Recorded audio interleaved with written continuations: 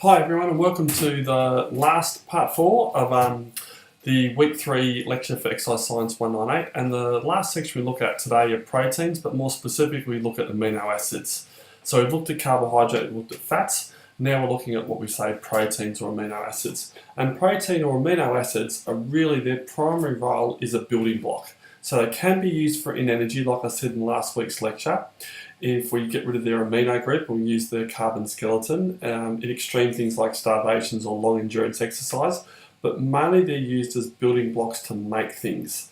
They make things like enzymes, they make things like hemoglobin, they make things like transporters, things like to get things in and out of cells. Proteins really are the building block for everything that functions within our metabolism.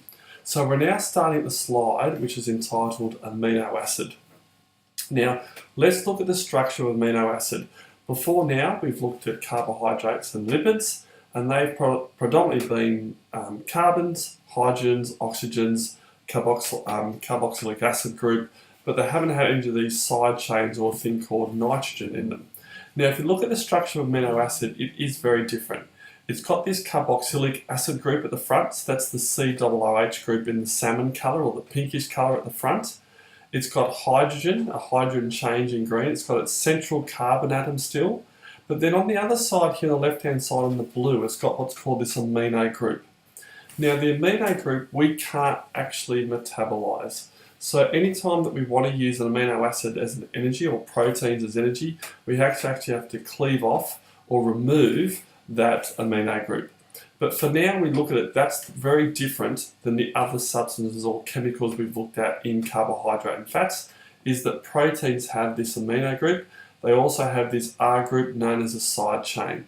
So that's the structure of looking at an amino acid.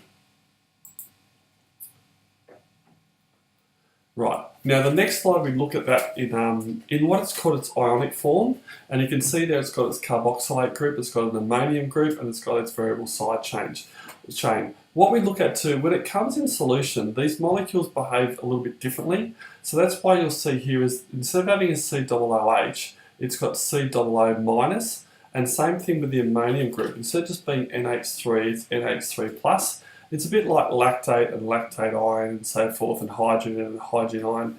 Here we're actually looking at that amino acid in solution, and this is more what it looks like. So if you see this kind of things in chemical equations, you'll know why it's sort of in this form, because that's what it's like in its cellular form or its ionic form. Alright, so the next slide we look at now is what's called a stereoisomer.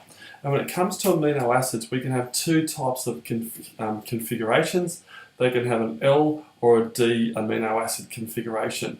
So L configuration or D configuration, and there it's just really which side of the molecule that ammonium group is on. Alright, so again, not for you to go into too much depth, but understand if you see the word stereoisomer, all that means is it's got an amino acid which is virtually the same except for where the ammonium group is on. It can be on one side or the other, depending if it's an L or a D amino acid.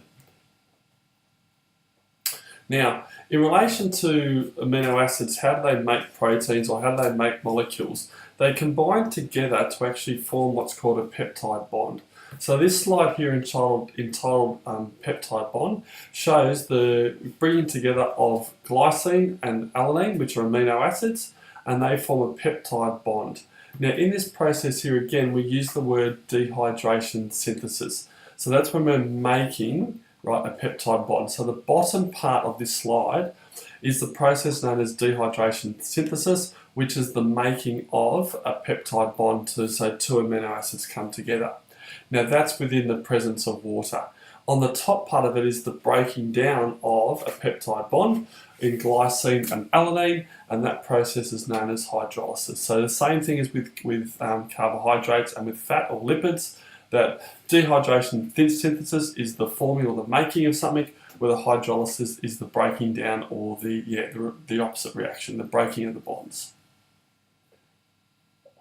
Now in relation to these peptide bonds are a series of amino acids combined together, so they can form again these long chain of basically the form of proteins.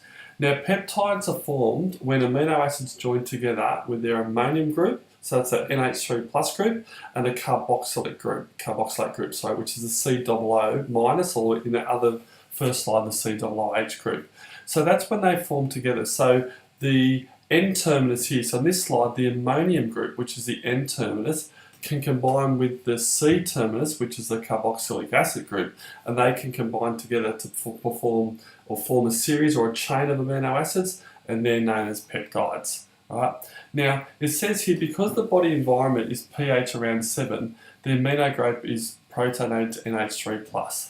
That's all that's saying is, in its ionic form in solution, it's going to come across as NH3+, not just NH3.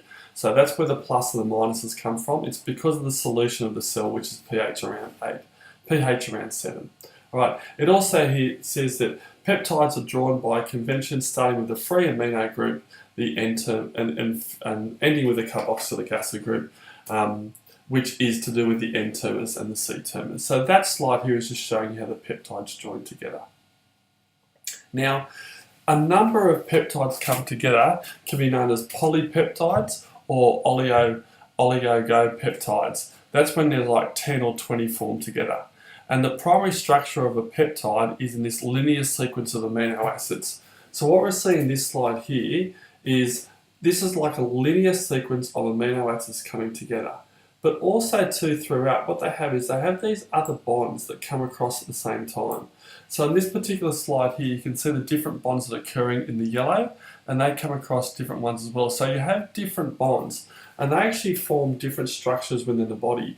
So these proteins have a lot of different structures towards them. Now, this slide here, on the left-hand side, where the primary structure is shown, it's showing the molecule human insulin. So insulin is a peptide, it's a protein, it's made from amino acids. But on the right-hand side is that same molecule, actually how it really looks. So in a three-dimensional type of observation. And there you can see it's like one of these sort of what they call helix sheets or beta-plated sheets. All these different structures, they look very differently than what we look at in the primary structure. The main thing here to see is these proteins, these three-dimensional, big in relation to the human body, within a cell itself, big sort of things that come together, and all these amino acids come together to make them. But in order for them to occur, we have to have the right amount of amino acids, and they have to have the right amount of sequence. So they're very particular about what they can and can't have. So for instance, there are some people that don't have some of the enzymes that break down lactase, so they don't have the enzyme called lactase. That's because they don't have the right amount of amino acids within the body. It's a genetic disposition. So therefore they can't actually break down lactase. They're known as lactase intolerant. So people that are lactase intolerant are because they don't have the chemical structures within the body and the right amount of amino acids that can actually make the enzyme lactase. So that just gives you an idea of lactase, that's the enzyme, the element's lactase. But it just shows you here, human insulin, again, there's some people, like I said, from a different function that don't produce enough insulin, but this just gives you an example of what a peptide will look at in its primary structure. Now, the next slide here, it looks at the structure of proteins, and it says a primary structure, a secondary structure, a tertiary structure, and a quaternary structure. It gets really complicated. We really want you to be able to tell us the primary structure of a protein, and we also want you to be able to see that in the cell, in a three-dimensional, observation, that it occurs very differently, and you should be able to at least look at that tertiary and quaternary structure and be able to see what it is. The only thing too to understand as well is these different bonds actually occur within that primary structure, and that's what makes these different sort of coils and sheets that occur in relation to this complex element known as protein. So this slide here is just showing you that primary structure of protein. Again, it looks at the amino group, amino end, and the carboxylic group at the other end.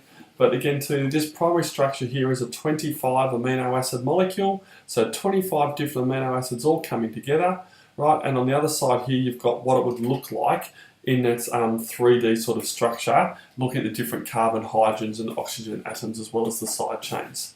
But that's looking at that primary structure. Whereas if we look at a secondary structure, it looks more like this. We actually see these coils, or known these alpha helix sheets. We've also got what's called beta-plated sheets as well. So the alpha helix and the beta-plated sheets all that really tries to describe are the alpha and the beta bonds that occur between amino acids that make the protein and give the protein its actual structure.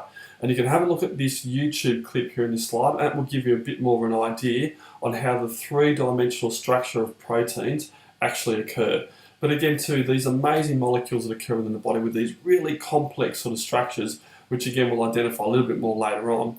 You're not going to need to identify different sort of structures of different proteins. You just need to know that that's what they look like in the body, and they're really complex molecules that play a really pivotal role within our human metabolism. And then we look at the next slide, which is the tertiary structure of protein. So again, it gets much more complicated. These ribbons and these helixes and these beta-plated sheets all come together to form these amazing sort of complex molecules that each of them play a pivotal and vital role, whether it be an enzyme to speed up a reaction, or it might be hemoglobin that will get the red blood cells and they'll transport it to the muscles so oxygen can come in via capillarization, or they might just do other things to help build cell walls or transport molecules in and out of different parts of the muscle cell as well. So these proteins, these amino acids, they play a vital, pivotal role in our cellular metabolism. They do so by us ingesting amino acids, via what things we eat, via proteins. We also have proteins or amino acids within us called non-essential amino acids that our body makes automatically as well. But again too, we do talk about that again, like I keep saying, in those sort of weeks 5 and 6 when we start to talk about the metabolism of the cell a little bit more. But that's really the basic structure of this week's lecture. We introduced the concept of what we're looking at this week. We looked at carbohydrates, we looked at lipids, now we looked at amino acids / proteins, and hopefully that gives you a really good introduction looking at the main sort of elements and molecules that we look at in this particular unit. Keep in mind as well, the last thing I'll say here is the reason why we're looking at these three elements is because of their building block nature, but also too because the energy we get when we digest this food and when we store the food and break it down is where the energy comes to make ATP so our body can actually move. And next week we actually look at ATP as a molecule, we look at how it's made from the energy from these foodstuffs when we digest it, and we look at where in the body ATP is used, and then what are the things that might impact the amount of ATP we have. Alright, so hopefully that's given you a good introduction this week. Like I said, sorry I can't be at the lecture this week, but hopefully you've all accessed these lecture slides. And good luck on your quiz on Friday the 17th. Really knuckle down and have a crack at it. I know it's only worth 5%, but give it a go. And if there's anything you're not sure on, just please email me. I am over in Timor, but I should be on my email most of the time. So flick me through questions and I'll try to get back to you on a daily basis. But good luck with the quiz, and we'll see you all in week 4 where we do our spirometry lab and we do ATP. All right, cheers guys, have a good week.